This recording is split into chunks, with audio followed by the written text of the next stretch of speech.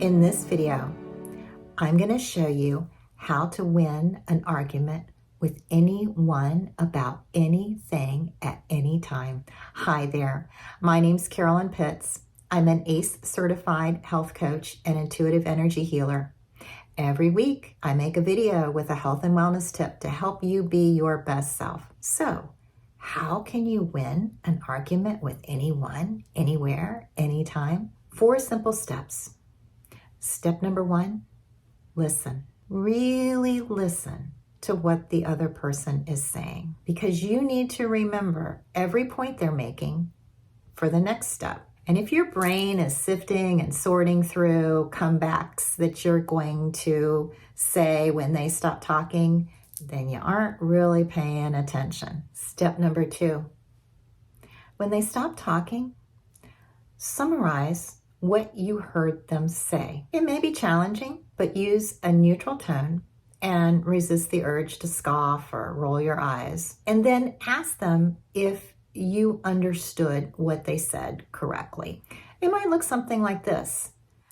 So if I'm understanding you, an army of evil clowns is coming to destroy the world. Did I get that right? Notice I didn't say that I agreed with them. I'm simply restating my understanding of what they said. Step number 3, and this is where things can go in a couple of different directions. Ideally, they're going to say, yes, you got it. There's a chance that they're going to launch back into their explanation. This might be either because they don't agree with your summary or because they were so busy thinking about what they were going to say when you stopped talking that they didn't realize you were summarizing their points and not your own. Either way, you're going to go back to step 1 and repeat the process. Listen really well, make a mental note of the points that they're making, and then summarize your understanding again and check for understanding. This is a true story. I have seen people go at each other with so much passion and so little listening that they didn't realize they were saying the same thing. I eventually had to jump in and say, guys, you're vehemently agreeing with each other. I confess that was kind of fun. Once they agree that you got it, now you can list all the ways that you agree with what they said. Once people feel heard and understood, they usually tend to be more receptive to hearing what the other person has to say. And this is where you can say something like, I agree that all clowns are evil, but I'm not sure that they fly around in spaceships. Don't they usually ride around in tiny cars with amazing seating capacity? They might be ready to hear how your perspective differs from theirs, or they might not. Our opinions are shaped by a couple of different factors. Our beliefs, usually formed early in childhood and perhaps so deeply embedded that we aren't even consciously aware of them. Our life experiences, well, not just our life experiences, but our interpretation of what our life experiences mean. And information that we get from sources that we trust.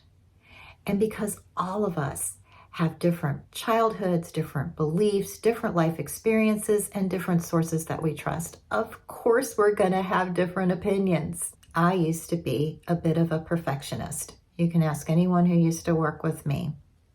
Because I believed that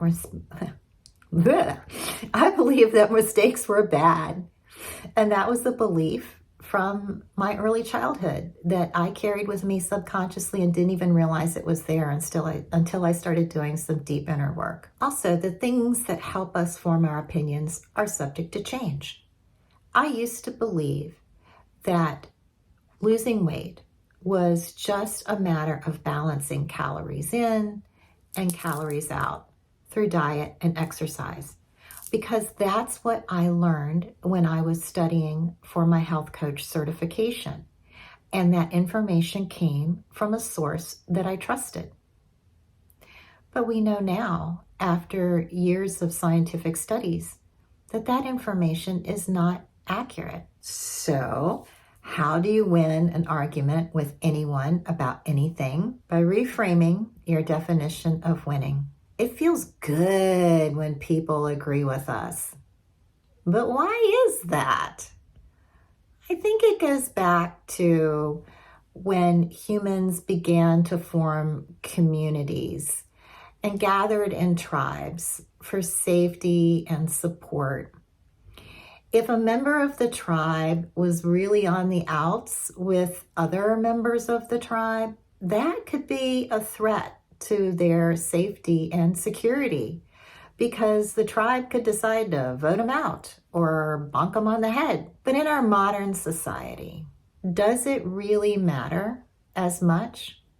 If I vote for a different candidate than my neighbor, or if I have a different opinion about what books should be on the shelves of my local library, my physical safety isn't at risk. Your power lies not in convincing other people to see the world the way that you see it.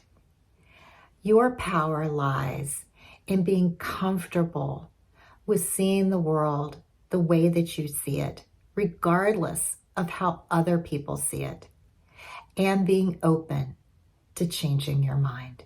If you enjoyed this content, I invite you to go to intendwell.us and join our intention circle. Every week, I'll send you bonus content that's not available on my other channels. Thank you so much for joining me. Have a beautiful day. And remember, intend peace, intend love, intend well.